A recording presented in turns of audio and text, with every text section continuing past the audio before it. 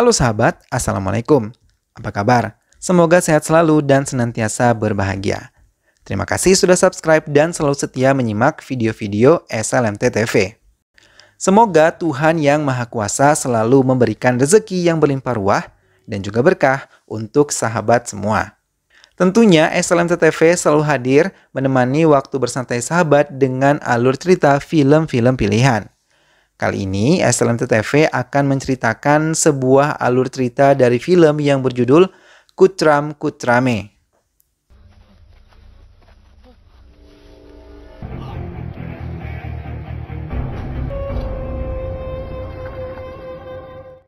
Selanjutnya tanpa perlu berlama lagi langsung saja kita simak, ini dia alur cerita film selengkapnya.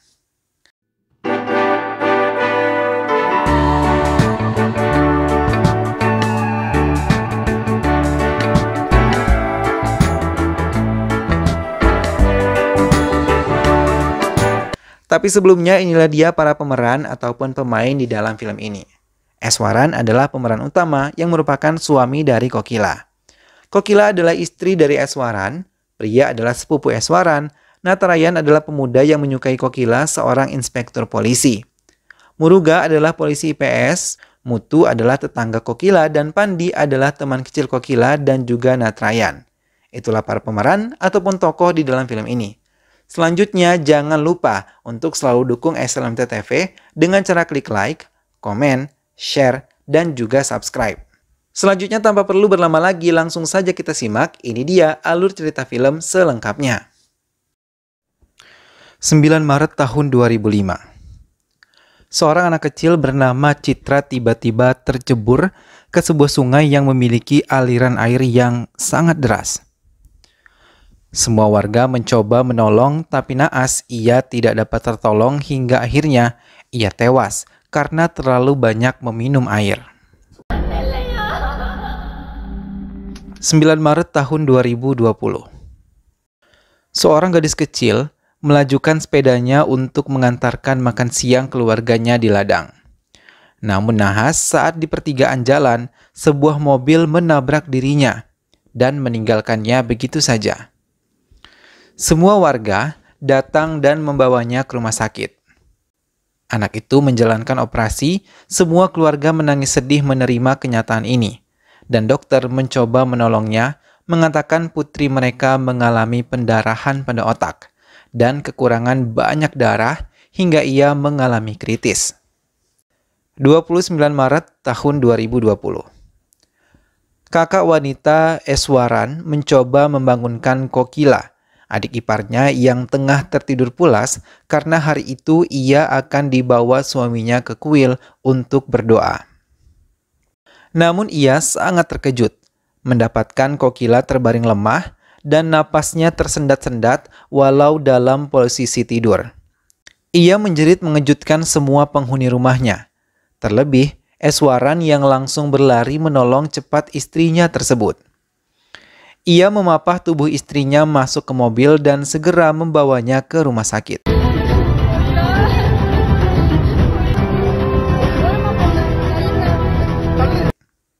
Namun, saat dokter memeriksa, Kokila dinyatakan telah meninggal dunia karena overdosis mengonsumsi obat tidur.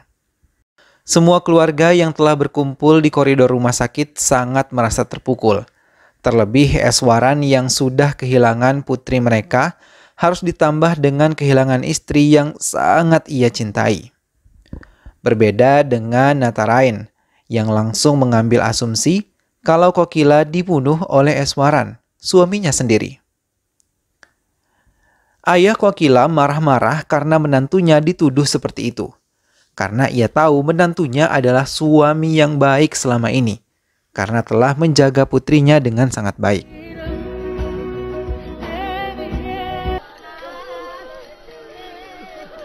Natarayan datang mengunjungi rumah Kokila dan mendekati Eswaran, lalu mengatakan padanya kalau dalam waktu 2 jam ia akan menemukan pembunuh Kokila. Ia yang merupakan sahabat Kokila sejak mereka duduk di bangku sekolah merasa kehilangan. Ia mencoba memasuki kamar Kokila dan memeriksa kamar tersebut. Lalu, Ia menemukan beberapa jenis obat tidur tergeletak di atas meja. Namun ia terkejut ketika melihat salah satu obat tidur kehilangan strip terakhirnya dan ia kembali menuju dapur, lalu memeriksa kotak sampah yang berada di sana. Tak lama ia menemukan strip terakhir di sana dalam keadaan kosong. Ia membawa strip kosong tersebut kepada anggotanya dan memintanya menanyakan informasi tentang kandungan obat yang ada di dalamnya. Natrayan merupakan seorang polisi pun langsung meminta beberapa keterangan kepada warga. Salah satu dari mereka mengatakan kalau ia pernah melihat Eswaran dan pria berada di sebuah hotel di daerah mereka. Namun ia tidak pernah menanyakan langsung pada mereka. Warga lain juga pernah melihat Eswaran dan Kokila pernah bertengkar hingga Kokila terluka ketika Eswaran menamparnya dan kepalanya terkena batu. Semua pelayat datang mengunjungi rumah Kokila, memberikan semangat baru pada Eswaran untuk bisa tabah menerima takdirnya. Hingga seorang kepala desa mereka bernama Kaliapa juga turut hadir di sana. Pria panik dan mendatangi kamarnya mengambil sebuah surat yang ada di lemarinya dan menyembunyikannya di balik bajunya lalu segera berlalu dari rumah tersebut. Namun tanpa disadari pria, Natarayan melihatnya berlalu dan membakar surat tersebut di halaman belakang. Natarayan segera berlari mencoba memadamkan api yang membakar surat tersebut dan mengecek surat yang telah dibakar oleh pria. Ia menemukan nama Dr. Sati Feral di secarik surat yang tidak terbakar. Ia langsung menelpon dokter tersebut, namun istri dokter itu mengatakan kalau suaminya tengah berada di Madurai untuk menangani kasus corona yang melanda daerah tersebut. Anggota Natarayan kembali dari apotek dan mengatakan kalau obat tersebut adalah obat tidur yang telah dibeli oleh pria. Ia mengatakan hal itu sambil menunjukkan bukti rekaman kamera pengawas yang diberikan oleh petugas apotek di sana. Natarayan kembali ke rumahnya dan menggunakan seragam polisi, kemudian kembali lagi ke rumah Kokila bersama anggotanya. Ia langsung menarik paksa pria dan membawanya, tapi warga mencoba mencegah, namun sama sekali tidak dihiraukan oleh Natarayan, yang terus membawanya hingga seorang warga menjadi marah dan menghancurkan kaca jeep Natarayan. Ia terdiam dan menelpon Inspektur Muruga yang merupakan polisi IPS yang terbiasa menangani kasus pembunuhan. Tak lama Muruga datang ke rumah Kokila dan mengumpulkan orang-orang yang terlibat dalam kematian Kokila. Muruga duduk dan memanggil Eswaran untuk mendapatkan beberapa informasi. Saat kejadian, Eswaran mengaku baru saja kembali dari ladang tomat milik mereka dan yang menemukan mayat Kokila adalah kakak perempuannya yang membangunkannya karena ingin membawanya ke kuil untuk berdoa bersama. Masalah obat tidur yang dibeli oleh pria pun dijelaskan kalau Kokila memang mengonsumsi obat tidur sesuai anjuran dokter, karena sejak kematian putri mereka, Kokila tidak pernah merasa tenang. Eswaran menjelaskan kalau saat itu pria dan Kokila bertengkar hebat, dan Kokila yang tengah hamil besar mengancam akan meninggalkan rumah tersebut bila pria tidak segera diusir dari rumah mereka. Eswaran dan kakak perempuannya mencoba menenangkannya, hingga mau tidak mau, ia membawa pria menjauh dari rumah mereka dan membawanya ke hotel kecil karena ia merasa segan bila membawa pria ke keluarganya, karena pria adalah sepupu yang telah dititipkan orang tuanya kepada dirinya. Namun, di hotel tersebut ia menjelaskan kepada kedua orang tua Kokila, hingga ia menjelaskan kalau mereka sama sekali tidak pernah tidur bersama seperti yang dituduhkan beberapa warga. Muruga kemudian memanggil pria. Natarayan menatap tajam ke arah pria dan seperti menelanjangi dirinya. Dialah pelaku pembunuhan tersebut. Pria mengatakan kalau ia sama sekali tidak terlibat dalam kematian Kokila. Muruga secara perlahan mulai menanyakan tentang surat yang ia bakar. Pria membakar surat tersebut karena ia tidak mau Eswaran disalahkan oleh Natarayan tentang kematian Kokila. Muruga memanggil kakak perempuan Eswaran yang tinggal bersama Kokila dan juga Eswaran. Ia mengatakan kalau saat itu Kokila hanya sedikit menghasilkan ASI hingga ia terpaksa memberikan makanan pendamping ASI agar bayinya tidak kelaparan. Dan Kokila memberikan campuran biji empal ke dalam makanan bubur bayi tersebut. Hingga tak lama kemudian bayinya mengalami sesak napas, tak lama ia pun meninggal dunia. Muruga terkejut mendengar kalau Kokila memberikan biji empal kepada bayinya. Sedangkan biji empal berbahaya karena mengandung banyak zat kimia di dalamnya. Muruga menanyakan siapa yang memberikan ide kepada Kokila tentang pemberian biji empal tersebut. Kakak perempuan Eswaran terdiam karena ia tidak mengetahui hal tersebut. Muruga terdiam dan memanggil ibu Kokila sebagai saksi juga untuk memberikan keterangan yang ia butuhkan.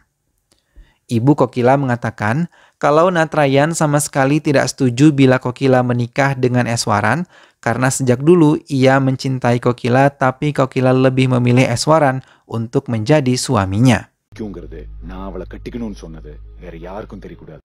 Muruga terdiam dan memanggil Eswaran.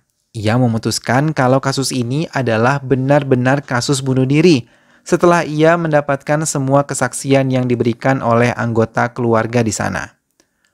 Muruga juga mengizinkan keluarga untuk melanjutkan upacara adat sebelum kremasi. Mendengar keputusan tersebut, Natarayan tidak menyukainya. Kemudian ia memutuskan kembali ke rumah Kokila untuk mengikuti upacara selanjutnya. Natarayan mengamati pria dari kejauhan, dan hal itu disadari oleh Eswaran hingga saat pria hilang dari pandangannya, ia meminta kakaknya mencarinya namun semua tempat tidak ditemukan keberadaan pria hingga dengan kesal Eswaran mendatangi teman Natarayan dan menekannya untuk mengatakan hal yang sebenarnya. Hingga akhirnya ia mengakui kalau Natarayan membawa pria ke hutan dan ia telah menculiknya. Mendengar hal itu, Eswaran dan Kaliaka beserta beberapa warga lain mencari ke hutan. Sementara pria telah dimasukkan ke karung dengan menyumpal mulutnya dan mengikat tangannya.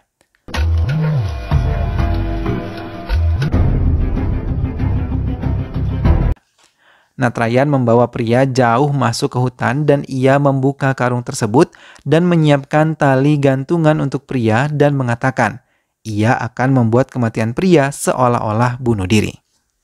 Di saat yang tepat, Eswaran datang dan menjerit mengatakan ialah yang membunuh istrinya hingga Natarayan terdiam dan melepaskan tali yang tengah ia pegang.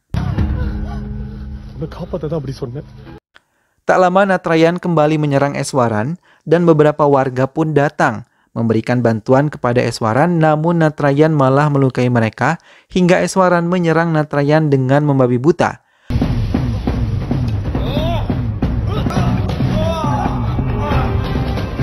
Begitupun dengan pria, ia ingin menghantamkan batu ke kepala Natarayan, tapi dicegah oleh Eswaran.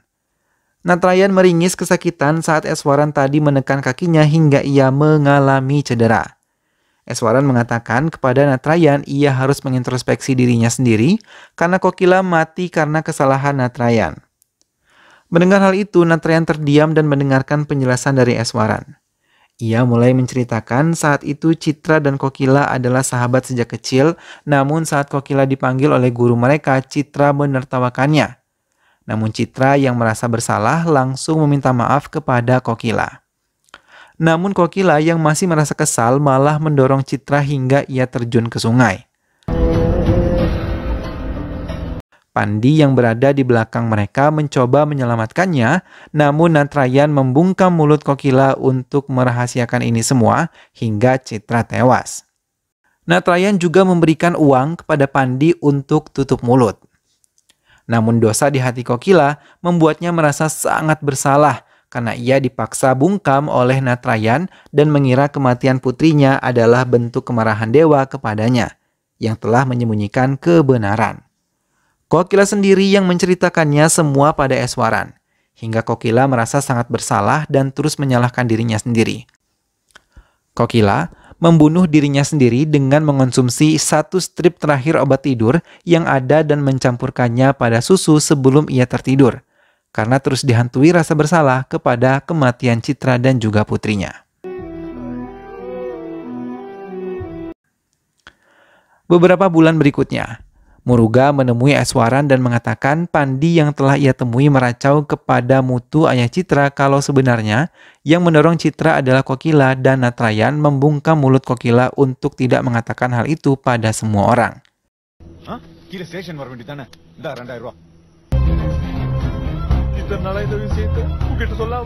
Hingga Mutu mempunyai niat jahat untuk menghabisi putri Kokila dengan cara membohonginya. Kandungan biji empal banyak mengandung vitamin yang bisa membuat bayinya tumbuh sehat. Tapi tak lama dari kejadian tersebut, putri kedua mereka tertabrak mobil dan setelah mengalami koma pun akhirnya putrinya tersebut meninggal dunia. Sedangkan istrinya mengalami stres dan membuatnya menjadi gila. Mutu menulis semua yang terjadi pada kertas sebelum ia bunuh diri menggantungkan lehernya di sebuah utas tali. Dan film pun selesai. Nah sahabat, itulah tadi alur cerita dari film yang berjudul Kutram Kutrame. Dari sini kita bisa melihat ya sahabat bahwa efek dari sebuah fitnah itu benar-benar dapat berakibat fatal. Kita juga sudah mengetahui ya sahabat bahwa perkataan mengadu domba dan juga fitnah termasuk perkataan dusta yang menjadi ciri-ciri seorang yang munafik. Semoga kita semua terhindar dari sifat munafik dan senantiasa berperilaku dan berpikir positif. Semoga sahabat semua terhibur setelah menyimak alur cerita film ini. Sampai berjumpa lagi di alur cerita film selanjutnya. Terima kasih sudah menyimak video ini sampai akhir. Dukung selalu SLMT-TV dengan cara klik like, komen, share, dan juga subscribe. Sampai ketemu lagi. Sehat selalu sahabat dan wassalamualaikum.